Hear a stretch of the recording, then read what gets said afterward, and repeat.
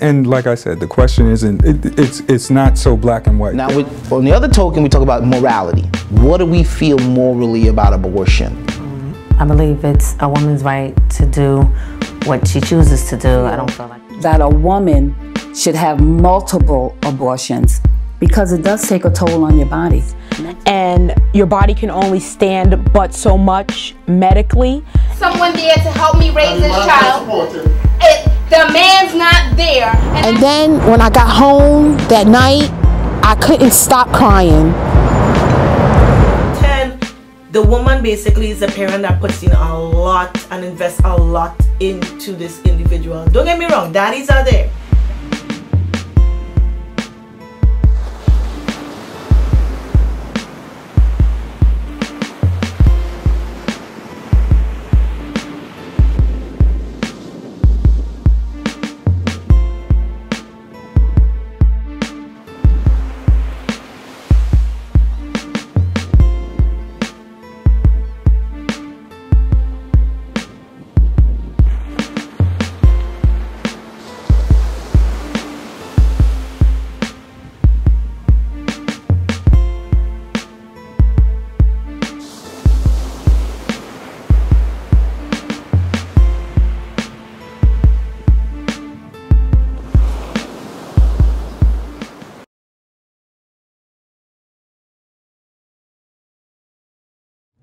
I'm pro-choice. I think like most people, they fall somewhere in the middle. Whether you're against it or for it, I think you still lean in certain directions. If you're against it, there's certain things you feel that still, for the most part, you think it should be illegal or should be able to take place, like if rape or incest or the life of the mother. And if you're pro-choice, I think most people feel there should be some regulations, how long you can wait before you have an abortion. I think those are the kind, what type of abortion you can have. I think those are the type of things. But for the most part, I'm definitely pro-choice. I think it should always be legal. I think we're a better society because it is. And so I would always advocate it being legal. I think, I don't think the government should have the right to regulate it. I don't think they should have the right to set a number and say this is how many you can have or this is how many you can have in a certain amount of time. I think that should be up to the individual. If I have the right to do something, then it's my right to do it. There is no other precedent where there is, you have the right to do something, but only this amount of times. So I definitely wouldn't say abortion should be one of those things. I do think the government, if you're a person who is getting your medical services or your social services from the state, I mean, if you're on welfare or some other system, and if that happens, if there's a situation where I think a lot of people would debate if that's even happening, if people are using government money to get abortions. But if you're getting your abortions and it's the state or the government paying for it, I can see them putting certain limitations on other services or other income that you get from the state. I mean, at some point, in a society where people are receiving services, I think we all have a responsibility to use those services responsibly. I don't think we should be able to abuse them. I mean, we're all paying in, we're all connected, and so we should all be expected to do our fair share, and also to be conscious that it has to be there for other people and not abuse it, and not all there for us personally. So I would be in favor of certain regulations that may affect in different ways. If you say a woman should have 3 abortions in whatever amount of time you decided, and after that, the cost she should incur on her own, I would be in favor of that. If she's on some kind of social services and she can't afford it, I think then it should be taken from maybe a tax return or some other way. It should be penalized in some other way if she's receiving money from the state or the government. I wouldn't limit any other type of services. I wouldn't limit food. I wouldn't limit her housing subsidies. I wouldn't do it in any way that hurts her life negatively. What people have to understand, in my opinion, when they complain about the cost of abortion, there's 2 elements to that. If we're talking about purely the money, if we're talking about the society and responsibility as it relates to the money, then there is no doubt a child will cost the state more than an abortion will.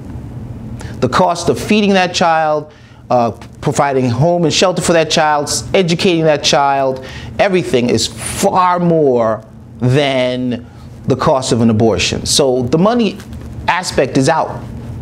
There's no doubt that an abortion is much cheaper and less of a burden on the state than an unwanted child. Now, on the other token, we talk about morality. What do we feel morally about abortion? No matter what we feel about abortion morally, we live in a society where we are free from each other's moral constraints. Your opinion or your religious opinions shouldn't limit what I'm doing in my life so that I can live a full life. Our Constitution says the pursuit of happiness. Every American has the right to the pursuit of happiness. So the only way we can have a system, and the brilliance of that, I think that's a brilliant thing, but the only way we can have a system in which people are able to pursue happiness is that we are protected from other people's idea of what my happiness should be. So I don't want to speak bad about other people's moral beliefs or their religious beliefs. I just am glad I live in a society, and we all live in a society, where we can live what we think our morals will tolerate or stand, and everyone's free to do that. So that's how I see it. That's how it plays out in my mind. So from what I think what most of us know, the two dominant parties, Republicans and Democrats, they argue and they war about this issue. I totally believe most people, I think if you polled most Americans are going to fall probably somewhere between the extreme liberal position on abortion and somewhere between the extreme conservative position on abortion, especially politically. I think most people, most people do. I think for liberals, Democrats, the position is that it should be legal in all shapes and forms, and it's the right of an individual to have that, and that's that. I think for conservatives, Republicans, the idea that I think they truly are warring to make it illegal. I think sometimes even when they talk about, well, we should have certain regulations, I mean, they may say some of the same things that I would say or another pro-choice person would say, but at the end of the day, I think it's really about lessening the strength of that right so that they can inevitably get to the point where it's no longer legal. That's disturbing to me. I think what disturbs me is that people who fight for the freedom to take away other people's freedoms, and even when you fight to keep your freedoms, they feel like you're infringing on their freedom to take away yours. And I think that's a very scary place to be. I think our society, just like a lot of societies, is there now. I think other societies have gotten there before. I think if any country is going to come through that and go through that and come out on the other side and be okay, I think it's ours. I think we're designed to have these kind of social revolutions and then come out of it and be a better society, or at least a somewhat different society. But I think it is a war politically for the right of people to decide when they're going to have children and the right to what to do with their bodies. I think it comes down to that politically. And but I think we're going to come out of it, and I think it'll always be a freedom. I think it'll always be a right. It should always be, and I think it always will be. I think it will. Because I think the majority of people fall somewhere in the middle. I think there is no conservative that if their child or their wife or some family member that they loved were raped would say, you must have that child. I don't think there is. And I think, at least no, that's not true. I think there are people that are that conservative, but I think they're such a small minority. I think they have a loud voice, because in any democracy, the loudest people get heard. But I think they're a very small segment of our population. And then even those people who are pro-choice, I think there's no person who thinks, well, it's okay if my 14-year-old daughter can go and get an abortion and not tell me as a parent. I think you would find some people that think it's okay, but I think, again, I think they're an extremely small minority. And it's those small minorities that have the loudest voice. I think if you took 1,000 people on both sides and you sat them together, I bet you they could probably come out with a very balanced policy on how abortion should be handled in our society. And both sides, the majority on both sides, would be comfortable with it. Unfortunately, that's not happening. Okay, so to answer to that, the person who says, I don't care, I am upset that my taxpayer dollars are going toward that abortion. I don't want to have to pay for that person's abortion. Again, I would come back to I would have to ask them a few questions first. Because as far as the money aspect and what it costs them, it's so minuscule, I'm surprised that they care. So I really, truly believe the money aspect of it would be out of the argument. So then it would come down to their moral opinion, their personal belief. Hey, I think this is morally wrong and they shouldn't be able to do it, and it offends me that, a person is doing it multiple times. And it comes down to that thing. I mean, again, we're American, we have freedoms. And so we're so free that we feel comfortable exercising our freedom to decide what other people do. And it offends us. We're so used to being able to be free in everything we want to do, it offends us. I would have one point. Every person that is so violently opposed to abortion that they're willing to fight and do in some cases, some very wicked things, then adopt a child. Unless you can say, in my opinion, unless you can say you have a child that you adopted and that lives in your home, then you have very little moral position to say people shouldn't be having abortions. Because you could be out right now saving children all day, every day. So if you're going to tell someone that they should have a child that they don't want, then you should have adopted a child that someone didn't want. Then we can have a moral conversation about what another person should do with their body and how they should be forced to have a child. That's just my opinion. That's how I feel. But I think if more people said that and more people expected that, I really think, to be honest with you, if all the people who feel they're on this mission, if they all of them adopted children, this abortion issue would probably go away. Because the option that they want to advocate, have this child even if you don't want this child, would be solved. Because there'd always be a home for that child.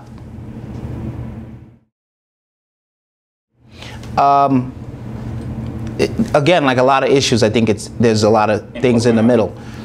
As far as the question of, are there people using abortion as a form of birth control? The yes and no answer to that is yes. Obviously, there is. But it is more complicated than that. There are people who are careless for whatever reasons. There are people who may have thought they were okay with having a child and then changed their mind later. There is a lot of elements about why people do abortions, and some of them are negative. Some of them, there are very negative reasons as to why they're having an abortion. To be honest, that's still none of my business. That's that individual person's choice. And again, we get stuck trying to get pulled into issues that really come down to, no matter what I think about why this person is having an abortion or this person that's doing the abortion, whether they're careless, whether they're misusing it, that shouldn't still take away their freedom to do it. It shouldn't. If we did that, trust me, there'd be a lot of things that we all do that someone else would feel we shouldn't have the right to do it. Okay, so the question as it relates to how much say should a man have in a woman that he's with, or they having a child together, should have in her ability to get an abortion. Again, there's two very, it's not as cut and dry. I'm married, my wife and I, if we were to get pregnant and then decide, and she decided she didn't want to have a child, that would hurt me. But I don't feel I have the legal right to stop her from having an abortion. That would hurt me, that would upset me, that may even end our marriage. But that doesn't give me the right to decide what she does with her body. I'm married to my wife, but she's not my property. Just like I'm not her property. And so I don't have that control, and I shouldn't be able to have that legal control over the decisions that she makes with her body. I shouldn't. And I don't want to live in a society that says that I should be able to do that. So I do think we should have some kind of input. I think we can give our opinion, but we can give our opinion to the person we're with. Hopefully we have a relationship, or you endeavor to have a relationship where this is a decision that the two of you make together. But at the end of the day, her body is her body. She's not a slave. She's not your property. You're not leasing 50% of her. And so at the end of the day, it is her choice. And I think it should always stay that way. Okay, so the question, as I understand it, because we're talking about abortion, is what rights or what position can a person take, or what options does a person have if they're trapped into a pregnancy? So whether it's a woman that's trapped into a pregnancy or a man trapped into a pregnancy, and does that happen? Well, the reality is that does happen on both sides. There are people who are willing to create a pregnancy to suit them and not the person they're with. And this happens on both sides. I wouldn't say, I personally don't think this is something that's common. Although because it happens, I think men and women both hold on to it. It's like that, you know, monster in the closet. You know, it's this terrifying issue that when it comes up, it galvanizes everyone and everyone has an opinion. I think it's a very, very small percentage of pregnancies are happening out of some kind of intentional trapping or situation where they're forcing it on someone. But it does happen. There are women who get pregnant specifically for the benefit of having that man, for whatever reason. However, whether it's for money, whether it's for support, whether it's emotionally, whatever the reason. There are men who intentionally impregnate women so that they can have some connection or hold on to that woman. They do. It has happened. So it's not a fantasy. I just really believe it's a really uncommon thing. But because we all are so passionate about it, it feels like this thing that we all have a really strong opinion on. I think what we need to do as it relates to abortion is to be careful. Like a lot of laws and the things that we pass, when we think about it emotionally and we react to the emotional aspect of it, we pass these laws that don't benefit the majority of people. You know, this single issue or this single instance which makes everybody outraged then encourages us to pass a law or a rule that actually hurts the majority of people or allows the majority of people to abuse or ignore their rights. So I wouldn't want to see any change in the law based on that few guy, that the small percentage of guys that somehow is trapped into being a father. I mean, I feel for their situation. It's a terrible situation. I can relate to the idea that, wow, against my will, or this is something I don't want to happen, and now I'm going to be a father. Especially if you weren't being careless, and so if you were truly trapped. And nothing is more miserable than a woman that is forced to have a baby when someone that's trapped her into it, or fooled her into having this baby, and now, you know, her life is inevitably changed in ways that she doesn't want it to be. And even though she has the choice of abortion, remember, not everyone feels the same way about it. And it's still a physical ordeal to go through.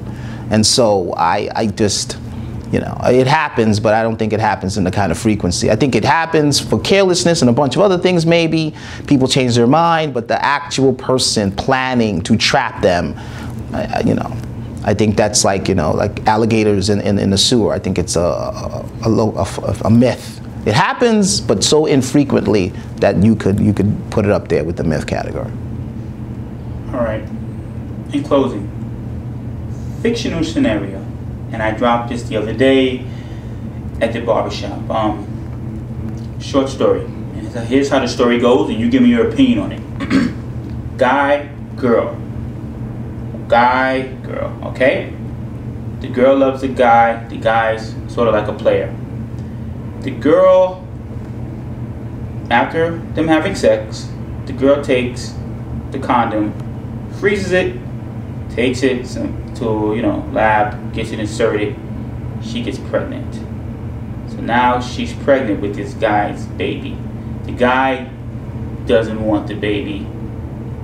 Who's in fault here, and as far as your opinion, which side who would the law side with? Okay, so a little off the topic of abortion is this discussion about you know, a scenario, fictional, we're talking about a man who is trapped by a woman. He believes he's practicing safe sex. She gets a hold of the condom and then uses it to impregnate herself at some later date. And what should be the legal rights of this man who's trapped? That's hard to say. I mean, and I say this a lot in a lot of other things. what's fair and what's legal a lot of times aren't in line with one another. And that's hard for people to understand, but what they need to understand is this. Our legal system is meant to protect the vast majority of people. That's what it's meant to do.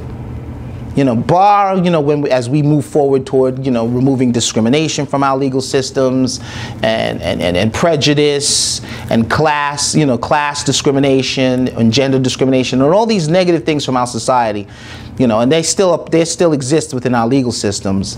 But the legal system is really designed to benefit the vast and protect the vast majority of people.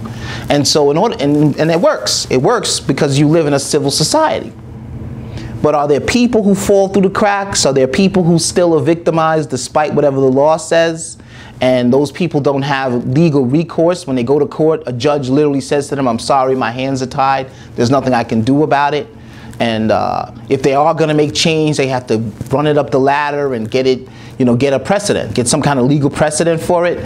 I think that case where that man is truly trapped, yeah, I think there would, there's very little legal recourse for him. I think he's really, for the most part, probably stuck in a very negative situation. But I can tell you what I wouldn't do. I wouldn't give him the right to be able to make that woman have an abortion. It just wouldn't. Whatever her reasons, whatever her motives, she still is a free person in our society, and she shouldn't be forced to have an abortion, period. Now, should he have some kind of legal means in which to detach himself from that situation if he wishes to? Should he have some kind of legal means to say, I shouldn't be responsible to be a father in this situation where I'm being forced against my will to be a father? I would agree with that. I would say, get a lawyer, set the legal precedent. If you need people to sign petitions and everything to fight for some grounds in which to do that, I would be for it. I would tell you it would be a difficult thing, though. And I would be very wary of any precedent or any laws that protect this very small percentage of people that are actually victims this way, because it could be misused to abuse the rights of a vast majority of people.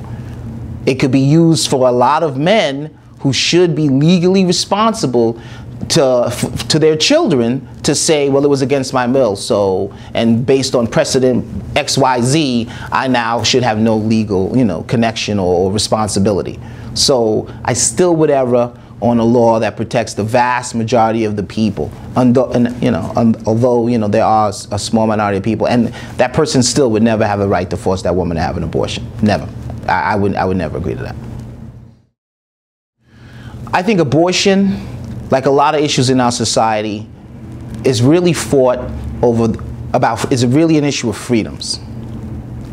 As I said earlier, I think there is a mindset in this country of people who want the freedom to take away other people's freedoms. They love living in a free society as long as it allows them to discriminate or remove the rights or deprive other people of their rights. And I think that needs to be discussed more. We need to err on the side of people having freedom, people being able to participate in this system or in our government freely and equally. Abortion is just one of the issues that we fight about where that's an issue. But I think we need to open it broader and really discuss and really try to have a dialogue and a platform where everyone is free to live as an American and be free and participate in our system without anyone else persecuting them or depriving them of those rights. As far as abortion goes, do you feel government should play any role regarding how many abortions a woman can have? No. The question has to kind of broaden.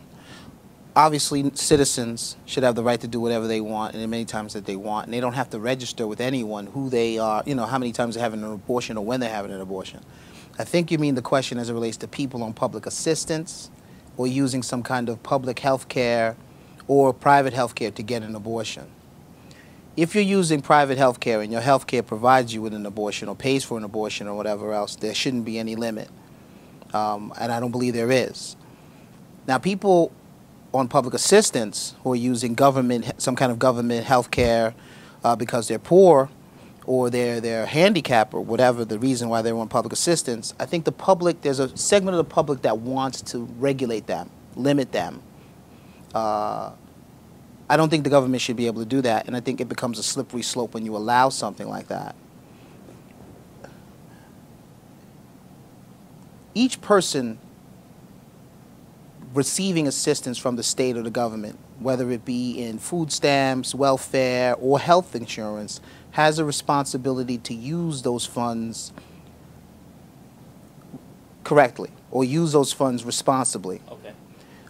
If the government wants to set regulations in certain ways to make sure that people do that, they should be able to do that. But it should always err on the side of the people have the freedom to do what they want. They shouldn't be limited to not do it.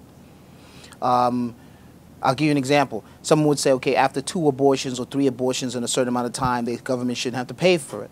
But if a person's on public assistance as it is, a child is far more expensive to the state than the abortion would be. I see what you're saying. Okay. So okay. You're not saving any money. Those decisions are usually based on people's moral feelings, how they feel about a person having multiple abortions. So once you talk about that, once it gets to the line of how you feel, how we feel morally or personally about that person having abortions, the financial conversation comes out of it. A child is definitely more expensive than an abortion. Over the course of that child's life on public assistance with that mother, that child is going to cost the state way more money than what the abortion would have cost. So the money argument is out of it. The moral argument, that's what the Constitution is for. The Constitution is to defend ourselves from each other. My moral beliefs should not affect your right and your freedom to live the way you want to live. Okay, okay. The closest thing to regulation I would do, but I would want to see this across the board. I wouldn't single out abortion on this issue. The state should realistically be able to set some type of limitation on your actions in the form of a kind of penalty. Okay, and I'm just throwing this out there. If the state decides that they will pay for an abortion and they'll pay for, let's say, 1 abortion in a year or 1 abortion every 2 years, anything exceeding that, the cost of that should come out of that same recipient's tax return or some other way. Remember, this is a person receiving public assistance. Exactly. Okay, yeah. The money they're receiving is coming from the taxpayers regardless. And so they should be, if they're going to abuse that free money and abuse those services, then the state should pull back on those services in some other way. Right? You can get as many as you like, but at some point, right, the government is going to offset its cost. So if it costs an additional $350 to give you that third